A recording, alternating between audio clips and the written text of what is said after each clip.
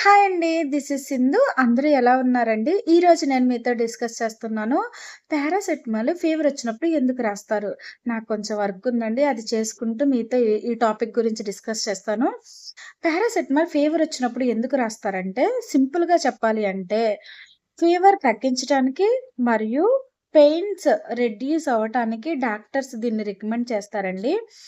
ఇది మన బాడీలో ఎలా వర్క్ అవుతది అంటే, మన బ్రెయిన్‌లో టెంపరేచర్ కంట్రోల్ సెంటర్ అనేది ఉంటదండి. మన బాడీ టెంపరేచర్ హై అయినప్పుడు పారాసెటమాల్ అనే టాబ్లెటు మనం తీసుకున్నప్పుడు అది బ్రెయిన్‌కి సిగ్నల్ ఇస్తదండి. అలా సిగ్నల్ ఇచ్చినప్పుడు మన టెంపరేచర్ లో అవుతది. అంటే ఫీవర్ తగ్గిపోతది. ఈ రకంగా మన బాడీలో పారాసెటమాల్ అనేది హెల్ప్ అవుతదండి. ఇంపార్టెంట్ విషయం ఏంటంటే ఎక్కువగా టాబ్లెట్స్ తీసుకోకూడదు. డాక్టర్ ప్రిస్క్రైబ్ చేసిన ప్రకారమే వాడాలండి. ఓవర్ డోసులు తీసుకోవటం వల్ల లివర్ పాడయ్యే ఛాన్సెస్ ఉంటాయండి. ఒక్కసారి అబ్జర్వ్ చేసుకోండి. థాంక్ యూ అండి.